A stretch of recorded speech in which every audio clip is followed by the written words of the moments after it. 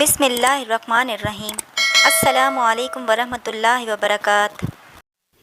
میرا نام آمنہ ہے اور میرا تعلق ایک اچھے گھرانے سے تھا۔ باپ غریب ضرور تھا مگر وہ ہمیں اپنی محنت کی کمائی کھلاتا تھا، جبکہ میرا ایک چاچا تھا جو کہ ہم سے بہت امیر تھا اور اس کے بچے ہمارے مقابلے میں بہت بہتر زندگی گزار رہے تھے، مگر چاچا کے ہاں حرام حلال کی کوئی تمیز نہیں تھی۔ ابو حق حلال کی روزی کماتے تھے، وقت سے پہلے ہی بڈھے ہو گئے تھے اور پھر دیکھتے ہی دیکھتے بیماری نے زور پکڑ لیا تھا۔ ہمارے پاس اتنے پیسے بھی نہیں تھے کہ ہم ان کا علاج کر پاتے، اور پھر اسی کسمپری کی زندگی میں ایک دن وہ ہمیں اکیلا چھوڑ کر دنیا سے چلے گئے تھے۔ دکھوں نے ہمارے گھر کا راستہ دیکھ لیا تھا۔ یہ غم چھوٹا نہیں تھا مگر صبر کے سوا کوئی چارہ بھی نہیں تھا۔ گھر میں فاقوں کی نوبت آ گئی تھی۔ میں گھر میں سب سے بڑی تھی اور میری باقی بہن بھائی چھوٹے تھے۔ مجھے اس بات کا شدت سے احساس بھی تھا کہ سب کی ذمہ داری میرے سر پر ہے، مگر ایسے میں امی نے کہا کہ وہ لوگوں کے گھروں میں جا کر کام کر لیں گی تاکہ گھر کا گزارا چلتا رہے، لیکن میں نے امی کو کام کرنے سے منع کر دیا کیونکہ میں نہیں چاہتی تھی کہ میری امی بھی ابو کی طرح بیمار پڑ جائیں اور ابو کی طرح وقت سے پہلے ہی ہمیں چھوڑ کر اس دنیا سے چلے جائیں۔ اس لیے میں نے خود ہی نوکری کرنے کا سوچ لیا تھا۔ امی نہیں مان رہی تھی مگر میرے بار بار کے اصرار پر وہ چپ ہو گئی تھی۔ میں نے ایف اے کیا تھا اور میرے باپ کو شوق تھا کہ میں ڈاکٹر بنوں۔ شوق ہی نہیں، ان کا یہ خواب بھی تھا، مگر اب میرا باپ ہی نہیں رہا اور میرے پاس اتنے پیسے بھی نہیں تھے کہ میں اپنے باپ کا سپنا پورا کر سکوں۔ اس لیے میں نے نوکری تلاش کرنا شروع کر دی اور کوئی چارہ نہیں تھا میرے پاس، مگر میری تعلیم بہت کم تھی، مجھے کوئی بھی نوکری دینے کو تیار نہیں تھا۔ تعلیم کی اہمیت کا اندازہ مجھے اب ہو رہا تھا۔ کاغذ کی یہ ڈگریاں کتنی اہم ہوتی ہیں، ان حالات میں بخوبی اندازہ ہو چکا تھا۔ میں بہت پریشان رہنے لگی تھی۔ بہن بھائی کی طرف دیکھتی اور امی کی صحت کا خیال آتا تو ہزار خواہشات سر اٹھاتی اور کوئی رستہ نہ ملنے پر ٹھنڈی ہو کر بیٹھ جاتی۔ اس موقع پر امی نے کہا کہ تم اپنے چاچا سے بات کر لو، شاید وہ کہیں تمہاری نوکری لگوا دیں، آخر تمہارا چاچا ہے۔ امی کی یہ بات سن کر میں رونے لگی۔ امی، میں افضل چاچا کی سگی بھتیجی ہوں۔ وہ اپنے بھائی کے جنازے پر دیکھ کر گیا تھا کہ ہم نے اتنی مشکل میں ہے، مگر اس کے باوجود وہ مڑ کر کبھی ہمارے گھر نہیں آیا اور نہ ہی اس نے کبھی پوچھا کہ ہم زندہ ہیں یا مر گئے۔ ایسا کیسے ہو سکتا ہے چاچا؟ بس رہنے دیں، پیسہ نہ ہو تو کوئی رشتہ نہیں رہتا، سب رشتے پیسے کے ہوتے ہیں۔ آج ہم اس حال میں ہیں، کیا چچا کو نظر نہیں آتا؟ وہ جان کر انجان بن رہے ہیں۔ خونی رشتوں کا یہ حال ہے تو باقیوں کو کیا کہنا؟ میں نے ایک ہی سانس میں سارا غصہ اتار دیا تھا۔ یہ سن کر امی کی آنکھیں بھر آئیں، وہ سر ہلا کر رہ گئیں۔ اس دن کے بعد امی نے چاچا کے متعلق کوئی بات نہیں کی تھی۔ میں نے بھی سوچ لیا تھا کہ اپنے پاؤں پر کھڑا ہونا ہے، مجھے کسی کی مدد نہیں لینی۔ تھوڑا کمائیں مگر خود محنت کر کے کمائیں گے۔ پھر میں نے ایک فیکٹری میں نوکری کر لی تھی، مشکل سے ملی تھی مگر اللہ کا شکر مل گئی تھی۔ وہاں مجھے اتنی تنخواہ مل جاتی تھی کہ ہمارا گھر اچھا چلنے لگا تھا اور امی بھی بے فکر ہو گئی تھی۔ گھر کے حالات کچھ بہتر ہونے لگے تھے، مگر ایک دن فیکٹری کے مالک نے مجھے کام کرتے دیکھ لیا تھا۔ عجیب نظریں تھیں اس کی، میں کام میں مگن رہی، اس کی دیکھنے کے انداز کو نظر انداز کیا، مگر وہ روز مجھے کسی نہ کسی بہانے اپنے دفتر میں بلانے لگا۔ اس نے اب تک مجھ سے کچھ بھی نہیں کہا تھا مگر اس کے دیکھنے کا انداز بھی میں بھانپ چکی تھی۔ مجھے یہ سب گوارا نہیں تھا۔ ہر کوئی بکاؤ مال نہیں ہوتا۔ مردوں کی اس دنیا میں شاید مجبوری کا فائدہ اسی طرح سے اٹھایا جاتا ہے۔ میں نے اپنے آپ کو تسلی دی اور امی سے اس بات کا ذکر نہیں کیا۔ ان حالات میں مجھے ایک بڑی مشکل سے نوکری ملی تھی تو میں نوکری یہ چھوڑ نہیں سکتی تھی۔ بڑی بھاگ دوڑ کے بعد، دھوپ گرمی کے بعد سب کچھ تلاش جاری تھی۔ اسی سلسلے میں میری ایک دوست نے مدد کی اور میں جلدی ایک اسکول میں پڑھانے لگی۔ یہ اس کا مجھ پر بہت بڑا احسان تھا۔ فیکٹری چھوڑنے کے کئی مہینوں تک مالک ایک لڑکی کو میرے گھر بھیجتا رہتا تھا تاکہ میں فیکٹری واپس آ جاؤں، مگر میں نے ہر بار انکار کر دیا تھا اور بڑی مشکل سے میری جان چھوٹی تھی۔ اس ادارے کو میں بھانپ چکی تھی۔ خدا نے جلد عقل دے دی۔ گو کہ اسکول کی نوکری مجھے تنخواہ کم ملتی تھی مگر میں نے گزارا کر لیا۔ ویسے بھی میں اپنے چچا کی بیٹی کی طرح فیشن نہیں کرتی تھی۔ میں تو اسکول بھی جاتی تھی اور بالکل سادہ رہتی تھی، جبکہ میرے چچا کی بیٹی تو گھر میں بھی بن سنور کر رہتی تھی، اور کیوں نہ رہتی، کیونکہ اس کا باپ جو امیر تھا اور وہ اس کے پاس پیسے بھی بہت تھے۔ نئے نئے جوڑے لینا اس کا شوق تھا۔ مہنگا میک اپ کر کے وہ خود کو کسی فلم کی ہیروئن سمجھتی تھی، اور اگر کہیں ہمارا سامنا ہو جاتا تو وہ مجھے ایسے ایکٹ کرتی جیسے وہ مجھے جانتی ہی نہ ہو۔ بالوں کی کٹنگ کے ساتھ لباس بھی بہت پہلے سے چھوٹا پہننے لگی تھی۔ وہ اس پر بڑا فخر کرتی، اس لیے یہ باتیں اہمیت نہیں رکھتی تھیں، اس لیے مجھے ان چیزوں کی پرواہ بھی نہیں تھی۔ امی نے ہمیشہ مجھے یہی سمجھایا تھا کہ جتنی چادر دیکھو اتنے پیر پھیلاؤ، اس لیے میں سوچ سمجھ کر چلتی تھی۔ میرے باپ کے مرنے کے بعد میرے چچا بھی ہمارے گھر نہیں آئے تھے، مگر ہم چچا کے دکھ سکھ میں ان کے گھر چلے جاتے تھے کیونکہ ابھی ہمارا خون اتنا سفید نہیں ہوا تھا۔ میرے چچا کی یہی ایک ہی بیٹی تھی، مگر وہ امیر ہونے کی وجہ سے نخرے بھی بہت کرتی تھی۔ مجھے خاص دلچسپی تو نہیں تھی، بس نام کا رشتہ تھا۔ جب میں نوکری کر رہی تھی تو میں نے سنا تھا کہ چچا کی بیٹی امبر کا بہت ہی اچھا رشتہ آیا تھا۔ یہ خبر میں نے امی کو بتائی تو وہ بہت خوش ہو گئیں اور مجھ سے کہا کہ چھٹی والے دن مبارکباد دینے جائیں گے، مگر یہ سن کر میرے آمنا بن گیا اور میں نے امی سے کہا کہ میں آپ کو یہ خبر اس لیے نہیں سنائی کہ ہم چچا کے گھر مبارکباد دینے چل پڑیں، وہ ہمارے گھر نہیں آتے تو ہم کیوں جائیں؟ مگر امی کہنے لگی پھر ان لوگوں میں اور ہم میں کیا فرق رہ جائے گا۔ امی کی بات سن کر میں چپ ہو گئی اور چھٹی والے دن امی مجھے زبردستی چچا کے گھر لے گئی تھیں۔ جب ہم وہاں گئے تو گھر میں شادی کی تیاریاں شروع تھیں۔ یہ دیکھ کر تو امی ہکا بکا رہ گئی تھیں کیونکہ امبر نے تو کہا تھا اس کی اگلے ہفتے شادی ہے۔ یہ سن کر امی نے چچا سے گلہ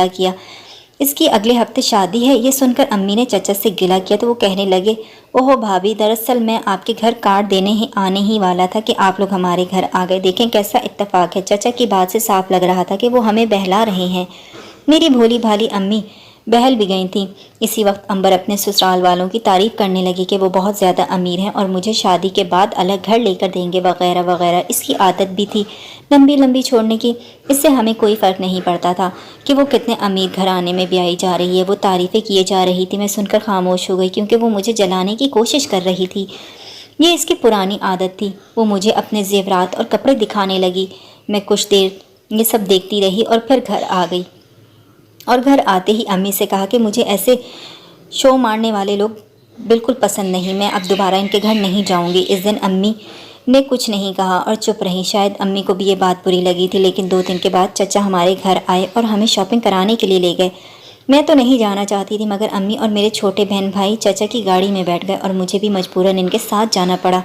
مجھے بہت حیرت ہوئی، چچا کے اس خلوص کی توقع مجھے بالکل نہیں تھی۔ اس دن چچا نے ہم سب بہن بھائیوں کو دل کھول کر شاپنگ کرائی اور جب گھر چھوڑنے آئے تو کہا کہ تم سب نے میری بیٹی کی شادی میں ضرور آنا ہے۔ اس دن امی نے کہا کہ تمہاری نوکری کی وجہ سے ہم تمہارے چچا کے گھر پر نہیں رہ سکتے، مگر ہر فنکشن میں ہم ضرور جائیں گے۔ اس دن امی اور میری بہن بھائی بہت خوش تھے، اس لیے میں بھی ان کی خوشی میں بہت خوش تھی۔ چونکہ میری نئی جاب تھی اس لیے مجھے صرف ایک ہی چھٹی مل سکتی تھی، اس لیے جس دن میرے چچا کی بیٹی کی شادی شروع ہوئی ہم سب وہاں جاتے اور رات کو گھر واپس آ جاتے۔ وہاں میری ایک لڑکے سے بار بار ٹاکرا ہوا تھا، شاید وہ امبر کی سہیلی کا بھائی تھا۔ کتنی ہی بار ہم دونوں کی آنکھیں چار ہوئی تھیں۔ میں اس اتفاق پر تقریباً گھبرا ہی گئی تھی۔ میں نے اپنی جگہ بدل لی تاکہ اس سے سامنا نہ ہو میرا، اور اپنے بہن بھائیوں کے ساتھ گپوں میں لگ چکی تھی۔ کسی بات پر میں کھلکھلا کر ہنسی تو میرے سامنے رکھے آئینے پر نظر پڑی۔ وہ لڑکا میرے پیچھے کچھ فاصلے پر بیٹھا ہوا تھا، مجھے دیکھ کر مسکرا رہا تھا۔ میں نے ذرا سی شرمندہ سی ہو گئی مگر اپنا دھیان باتوں میں لگا لیا۔ جب ہم چچا کے گھر گئے وہ ہمیں وہیں پر ہوتا تھا۔ ایک دن اس نے مجھ سے اپنا حال احوال پوچھا اور نام سے سگے کام تک پوچھا۔ نام سے کام تک اس نے مجھ سے سب کچھ پوچھ لیا۔ تب مجھے پتہ چلا کہ یہ امبر کی سہیلی کا بھائی ہے۔ میں محتاط ہونا چاہتی تھی کیونکہ مجھے پتا تھا کہ اس کی سہیلی بھی اسی کی طرح اونچے گھر کی ہوگی، اس کے بھی کئی نخرے ہوں گے۔ میں ایسے لوگوں سے دور رہنا چاہتی تھی مگر اس لڑکے میں کوئی کشش ضرور تھی جو میں اس کی طرف کھینچی چلی جا رہی تھی، وہ بھی بار بار میری طرف متوجہ ہوتا۔ اس نے مگر کوئی مجھ سے بدتمیزی نہیں کی تھی۔ اس نے بہانے سے میرا نمبر بھی حاصل کر لیا تھا، وہ بھی میرے چھوٹے بھائی سے باتوں میں، جس کا مجھے بعد میں علم ہوا۔ ہم فنکشن سے واپس گھر گئے، سب بہت تھکے ہوئے تھے اس لیے کپڑے بدلتے ہی اپنے اپنے بستروں پر چلے گئے۔ میں بھی وضو کر کے نماز پڑھنے کے بعد اپنے بستر پر لیٹ گئی تھی۔ فون کی آواز بند تھی اور رکھنے ہی لگی تھی کہ میسج آیا، کیسی ہیں آپ آمنہ؟ میں حیران ہو گئی کہ میرا نمبر اس کے پاس کیسے گیا۔ لگن سچی ہو تو کچھ بھی مل جاتا ہے، یہ تو صرف نمبر ہے۔ آپ پریشان مت ہو، میں کون ہوں تو بھی آپ وہیں آپ کی کزن کے بھائی ہوں جو کھل کر آپ کی تعریف بھی نہیں کر سکتا۔ بہت خوبصورت لگ رہی تھیں آپ آج، اللہ نظر بد سے بچائے۔ میں نے یہ میسج پڑھا تو بھائی کے پاس جا کر باتوں میں پوچھا، تب پتہ چلا کہ یہ کارستانی میرے اپنے بھائی صاحب کی ہے۔ خیر اب کیا ہو سکتا تھا، دل کے چور خانے میں ایک ڈھکا مار تھا جو کہ شاید مکے سے اس سے پہار ہو گیا تھا، مگر دماغ کہتا تھا کہ پیسے والوں کے لیے یہ سب ایک کھیل ہے، وقت گزاری ہے، پیار محبت ان کے لیے روز ایک نئی گیم ہے۔ دل ماننے کو تیار نہ ہوتا اور دماغ دل کو سمجھاتا رہتا۔ دل و دماغ کی ایک جنگ میں الجھ کے رہ گئی تھی اور وہ روز مجھے میسج کرتا تھا ایک دو بار کال کی مگر میری ہمت نہیں ہوئی کہ میں کال سن سکوں۔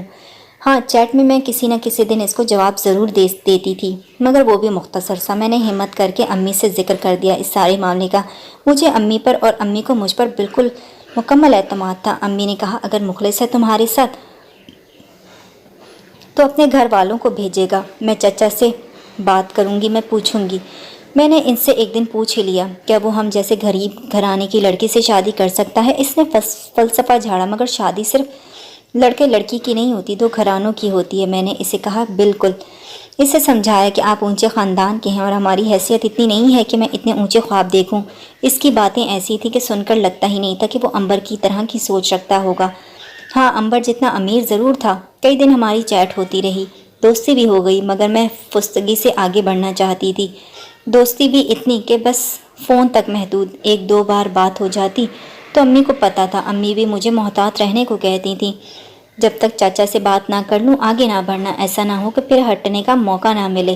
میں خاموشی سے سر اس بات میں ہلا کر بیٹھ جاتی تھی۔ ایک دن امی چچا کی طرف گئیں اور ان سے طریقے سے اس لڑکے کا ذکر کیا۔ کون ہے، کیسا ہے؟ امی نے اپنی پسند کا اظہار کیا۔ یہ بات کہیں امبر نے سن لی، جس کا ہمیں بعد میں پتہ چلا۔ چچا نے تو لڑکی کی تعریف کی تھی اور کہا کہ بھابھی آپ بات کر لیں، دیکھ لیں، خدا کو منظور ہوا تو سب کچھ ٹھیک ہو جائے گا۔ ادھر امبر نے اپنی سہیلی کو آگاہ کر دیا میرے بارے میں اور کہا کہ اور میری اتنی برائیاں کی اور میری امی کے ارادے کا بھی بتا دیا۔ اس نے تو مجھے چچا کو فون کر کے اس بات کو یہیں ختم کرنے کو کہا تھا۔ چچا نے سمجھانا چاہا مگر امبر نے اتنے کان بھر دیے تھے کہ اب کسی اور بات کی گنجائش ہی نہیں رہی تھی۔ چچا نے آخری ایک دن امی کو ساری بات بتائی اور اس کی بہن نے جو کہا وہ سب بھی بتا دیا۔ امی کو بہت دکھ ہوا، میں بھی شدید صدمے میں تھی، مجھے بھی بہت دکھ ہوا۔ اس کی بہن نے کہا کہ امبر نے اپنی کزن کے بارے میں سب کچھ بتا دیا ہے، اس لیے اس بات کو یہیں ختم کر دیں تو زیادہ بہتر ہوگا۔ میں نے دل کو سمجھا لیا کہ امیر غریب کا فرق کبھی ختم نہیں ہو سکتا۔ اس کا فون آتا رہتا تھا، میں نے بس میسج کیا کہ اپنی بہن سے پوچھ لو جو پوچھنا ہے مگر آئندہ مجھے فون مت کرنا۔ وہ باز نہیں آیا تو میں نے اس کا نمبر بلاک کر دیا۔ میری خاموشی اور دل کی حالت میری امی بخوبی سمجھ رہی تھی۔ انہوں نے فوراً رشتے والی آنٹی سے کہا کہ کوئی اچھا سا ڈھنگ کا رشتہ دیکھ کر لے کر آئیں میرے لیے، مجھے جلدی اپنی بیٹی کا رشتہ کرنا ہے۔ میں نے اپنی امی کو بہت سمجھایا کہ میں نارمل ہوں، ابھی مجھے کمانے دیں، پر امی نہیں مانی۔ آخر ایک دن رشتے والی آنٹی ایک رشتہ لے کر آئیں اور تعریف میں زمین آسمان کے کلابے ملانے لگیں۔ امی نے بات آگے بڑھانے کو کہا اور انہیں اگلے ہفتے گھر بلا لیا۔ میرا دل بہت خوش تھا مگر امی کی خوشی کے سامنے اولاد کو خاموش ہونا پڑتا ہے۔ لڑکے والوں نے مجھے پسند کر لیا تھا، امی بھی ان کے گھر گئیں اور لڑکا بہت پسند آیا امی کو۔ امی نے بتایا سب کچھ ٹھیک ہے، بس ایک نند ہے کنواری، عمر بڑھ چکی ہے، وہ ذرا تیز طبیعت کی لگتی ہے، باقی سب بہت اچھے ہیں۔ اللہ نے چاہا تو تم خوش رہو گی۔ امی کے آگے میری ایک نہ چلی اور میں نے ان کے فیصلے کے سامنے سر جھکا دیا۔ تاریخ رکھی گئی اور شادی کی تیاریاں شروع ہو گئی تھیں۔ میرے چھوٹے بہن بھائی بہت خوش تھے، ظاہر ہے گھر میں پہلا فنکشن تھا اور ان کو نئی نئی چیزیں مل رہی تھیں، نئے کپڑے سل رہے تھے۔ امی نے اپنی حیثیت کے مطابق میرے لیے جہیز کا سامان بھی بنایا۔ میں نے بھی اپنے باس سے، جہاں میں نوکری کرتی تھی، کچھ لون لے لیا تھا اور چھٹی کی درخواست بھی دے دی تھی۔ یوں لگتا تھا جیسے وقت بہت تیزی سے گزر رہا ہو۔ وہ دن بھی قریب آ گیا تھا جب میں نے دلہن کا جوڑا پہنا ہوا تھا۔ خوب رونق تھی، وہ لوگ بڑی تیاری کے ساتھ آئے تھے، اچھی بری لے کر ہلکی پھلکی رسمیں ہوئیں اور امی سے گلے لگ کر اشکوں کی برسات میں اپنے نئے گھر میں آ چکی تھی۔ ہمارے گھر، یہ والا گھر کافی بڑا تھا، وہاں بھی کچھ رسمیں ہوئی۔ میں نے محسوس کیا میری نند جس کے بارے میں امی نے مجھے بتایا تھا وہ کھچی سی تھی، ایک طرف خاموش بیٹھی تھی، مجھے جیسے ٹٹور رہی تھی۔ میں دل میں ڈر گئی تھی کہ ایسا مجھے کیوں دیکھ رہی ہے وہ۔ بہرحال وقت گزر چکا تھا، ولیمہ بھی خیر خیریت سے ہو چکا تھا، امی نے مجھے بہت دعائیں دیں۔ چند دن گزر چکے تھے، میں نے دیکھا کہ میری نند مجھ سے بات کرنے سے کتراتی ہے۔ میں نے اپنے میاں سے ان کے بارے میں پوچھا تو انہوں نے کہا کہ ان کی طبیعت ہی ایسی ہے، تم فکر مت کرو، ٹھیک ہو جائے گی، بات آئی گئی ہو گئی۔ چند دن کے بعد میں نے اپنے گھر میں کھیر بنائی، سب نے بہت پسند کی۔ نند اپنے کمرے میں تھی، میں انہیں کمرے میں کھیر دینے چلی گئی، وہ مجھے دیکھ کر غصہ ہو گئی تھیں۔ کھیر کی پلیٹ ایک طرف رکھ کر میرے منہ پر کھینچ کر ایک تماچا رسید کیا انہوں نے۔ میں گھبرا گئی، اس اچانک حملے کی توقع مجھے نہیں تھی۔ پھر بولی مجھے تمہارا ایک راز پتہ ہے، اگر تمہارے میاں یعنی اپنے بھائی کو بتایا تو تمہیں طلاق دے دے گا۔ میرا راز؟ مجھے خیال گزرا کہ کہیں انبر کی سہیلی کے بھائی والی بات تو انہیں نہیں پتہ چل گئی، اور تو اور کوئی میرا راز نہیں۔ میں نے ڈرتے ڈرتے پوچھا کون سا راز؟ بولی وقت آنے پر بتا دوں گی، بس جو بھی کہتی ہوں وہ سیدھی سیدھی کرتی رہنا۔ مجھے ویسے بھی ان کی بات ماننی ہی تھی۔ میں جی کہہ کر اٹھ گئی۔ اگلے دن کہنے لگی تو میرے کمرے میں دلہن کے لباس میں سونا۔ میں ان کی اس بات پر بہت پریشان ہو گئی تھی۔ بہرحال مجھے ان کی بات ماننی تھی۔ میں نے میاں سے بہانہ کیا اور باجی کی حمایت میں بول کر دلہن کا ڈریس اٹھایا اور ان کے کمرے میں چلی گئی۔ باتھ روم میں پہن کر نکلی تو نند دودھ کا گلاس لیے کھڑی تھی۔ یہ پی لو۔ مگر کیوں؟ میں نے حیرت سے پوچھا۔ اس لیے کہ میں کہہ رہی ہوں، وہ اکڑ کر بولی۔ میں نے نہ چاہتے ہوئے بھی وہ پی لیا۔ کچھ ہی دیر کے بعد مجھے نیند آ گئی تھی۔ میں سو گئی تھی۔ صبح آنکھ کھلی تو سر میں بہت درد تھا۔ میں نے دیکھا نند صوفے پر سوئی ہوئی تھی۔ میں نے اٹھ کر جلدی سے کپڑے بدلے اور اپنے روم میں چلی گئی۔ اب ہفتے میں ایک بار نند مجھے اسی بہانے سے اپنے کمرے میں بلا لیتی تھی اور بھائی کو کہتی تھی کہ آج بھابھی میرے ساتھ سوئیں گی، ہم نے کچھ باتیں کرنی ہیں۔ میرے میاں خوش ہوتے کہ نند اور بھاوچ کی ذہنی ہم آہنگی ہو گئی ہے، مگر وہ حقیقت سے بے خبر تھے۔ نند مجھے دلہن کے لباس پہنا دیتی تھی، کبھی دودھ اور کبھی ٹافی دیتی تھی، جس سے مجھے نیند آ جاتی تھی۔ جبکہ میں ایسا کرنے کی وجہ سے پوچھتی تو کہتی تھی کہ مجھے سرخ جوڑا بہت پسند ہے اور تم پر بہت اچھا لگتا ہے، ایک رات میرے کہنے پر پہن لیتی ہو تو تمہارا کیا جاتا ہے؟ میرا دل مطمئن ہو جاتا ہے۔ میں ان کی بات پر خاموش ہو جاتی تھی۔ مگر ایک دن اس طرح میں دلہن بن کر بیٹھی اور مجھے وہ ٹافی دے کر خود کھڑکی کھولنے لگی تو میں نے ٹافی چھپا دی اور یوں ظاہر کیا کہ میں نے وہ ٹافی کھا لی ہے۔ اس کے بعد سونے کی ایکٹنگ کرنے لگی۔ کچھ دیر کے بعد میں نے ہلکی سی آنکھ کھول کر دیکھا تو شدید حیرت ہوئی مجھے۔ میری نند ایک گڑیا کو بالکل میرے جیسا جوڑا پہنا کر اسے اپنے سامنے رکھ کر کچھ پڑھتی رہتی تھی اور پانی کے چھینٹے اس گڑیا پر مارتی تھی۔ میرا دل زور زور سے دھڑکنے لگا۔ بھلا یہ کیا کر رہی ہے اور کیوں کر رہی ہے؟ آخر اس کی وجہ کیا ہے؟ کیا وہ مجھ پر جادو کر رہی ہیں؟ بہت سے سوال مجھے ستانے لگے۔ میں چپ کر لیٹی ہوئی تھی۔ تھوڑی دیر کے بعد وہ اس طرح کرتی رہیں اور پھر 2 چکر میرے ارد گرد لگائے۔ وہ پانی کی چھینٹیں مجھ پر بھی پھینکیں۔ میں نے دل ہی دل میں آیت اور سورتیں پڑھنا شروع کر دی تھی تاکہ مجھ پر کوئی اثر نہ ہو۔ جب وہ واپس جا کر اپنی سیٹ پر بیٹھ گئی تو میں آرام سے اٹھی اور ان کے پیچھے چپ کر بیٹھ گئی تھی۔ وہ اپنے دھیان میں پڑھتی چلی جا رہی تھی۔ میں نے ذرا سا کان لگا کر سنا تو مجھے سمجھ آیا کہ وہ کیا پڑھ رہی ہیں اور پھر مجھے ساری کہانی سمجھ آ گئی تھی۔ وہ پڑھ رہی تھی رستم کا کام بنا دے، ہفتم دکھا دے، جلد مجھے بھی دلہن بنا دے۔ اوہ میرے اللہ، یہ تو اصل کہانی یہ ہے۔ میں اپنا سر پکڑ کر بیٹھ گئی تھی۔ کتنا ظلم ہے ان کے گھر والوں کا جو اس کی حالت کو سمجھ نہیں پا رہے تھے۔ استغفار، یہ سب کچھ کیا ہو رہا ہے؟